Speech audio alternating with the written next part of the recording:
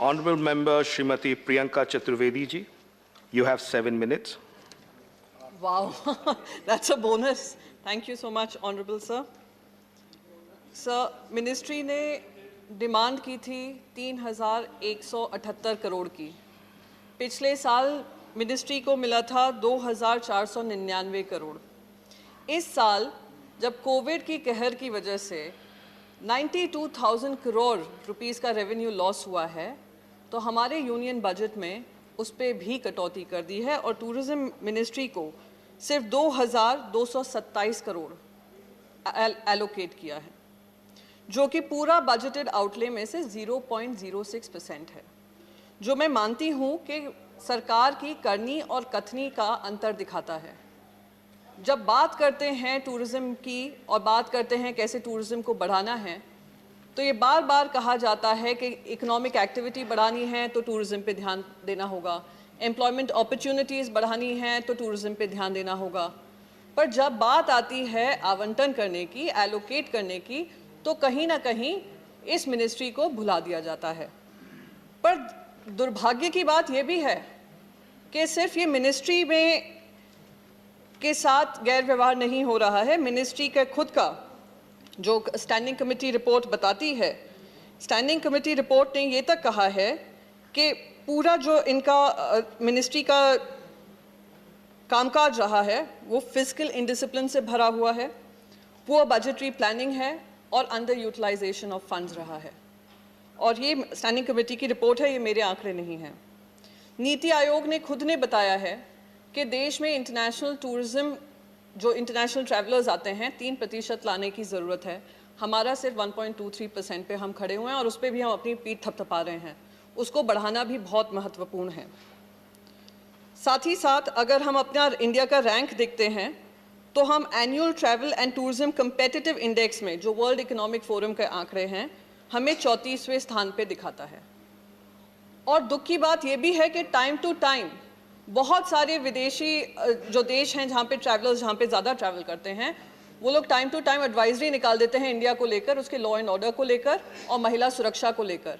जब हम टूरिज़्म की बात करते हैं, अगर महिला एज एन इकोनॉमिक मैं कहती हूँ कंट्रीब्यूटर नहीं देखी जाती है, जब इंटरनेशनल टूरिस्ट के माध्यम से देखी जाती है, वो इस तरीके से उनको जो सेफ्टी मिलनी चाहिए वो भी दरकिनार किया जाता है. शायद ये भी हो सकता है कि महिला रिप जीन्स पहनकर आती होगी तो यहाँ के संस्कार और संस्कृति खराब करेगी, तो हम उनके बारे में ध्यान ही ना दें.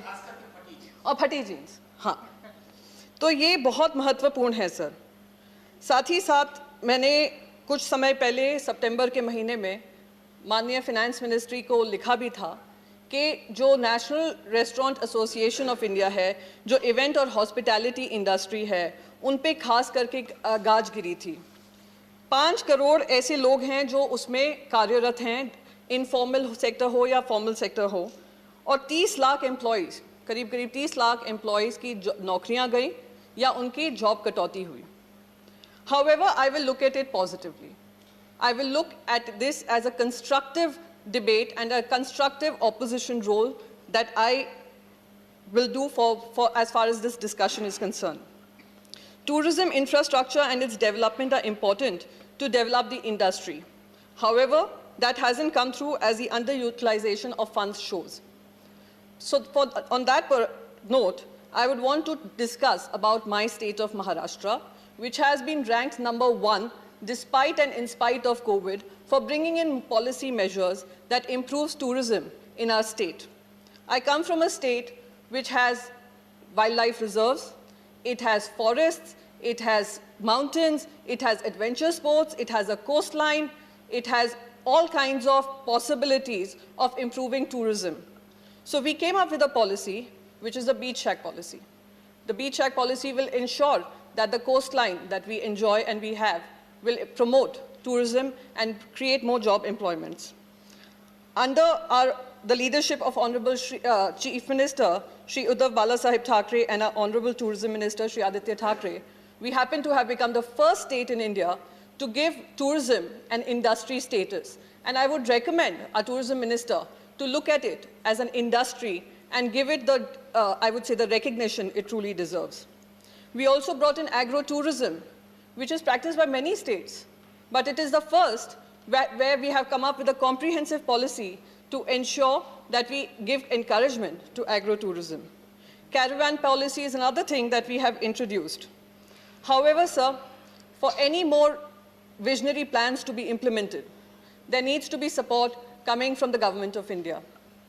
So on that note, I would request Honorable Minister to please expedite the ASI approvals to put up tourism amenities in and around the sites such as Raigad Fort, Sindhu Durg Fort, and Murud Janjira Fort. There are pending proposals lying with the ministry for the development of Elephanta caves, so that should be expedited. I would also want, when we were talking about the Buddhist circuits, I would want inclusion of Maharashtra in Buddhist circuit by the ministry. I would also request Honorable Minister to consider giving UNESCO World Heritage status tag to the unique sea forts of Maharashtra. Sir, we have also sought larger projects under Swadesh Darshan and Prasad schemes of Government of India. However, even as per the Standing Committee report shows, the frequent time overruns in projects under both Swadesh Darshan and Prasad schemes create a hurdle which needs to be addressed. Honorable Member, please start concluding. Yes, sir. All I'd like to say, since I've spoken about Maharashtra, I do agree with Shukla ji. As far as India is concerned, Mathura se lekar Maa Kamakhya tak, Kashi se lekar Kedarnath tak, Amarnath se lekar Ayodhya tak, Ayodhya se lekar Ajmer tak, Trimbakeshwar se Tirupati tak, Sarnath से समस्तीपुर तक, golden temple से गोवा के churches तक, इस देश के कण कण में बसी है हमारा इतिहास और संस्कृति, कोने कोने में है हमारे देश का नाम। तो क्या टूरिज्म को महत्व नहीं देना चाहिए इन सब मुद्दों को? और अगर महाराष्ट्र नंबर 1 बन सकता है स्टेट पूरे देश में, तो क्या हमारा देश नंबर 1 नहीं बन सकता पूरी दुनिया में? यही कहते हुए मेरा बस एक ही सुझाव होगा कि जो भी स्टैंडिंग कमेटी की रिकमेंडेशन है उसको इम्प्लीमेंट किया जाए and give tourism the priority the economic recovery of the country deserves. Thank you. Thank you, Honorable Member. Honorable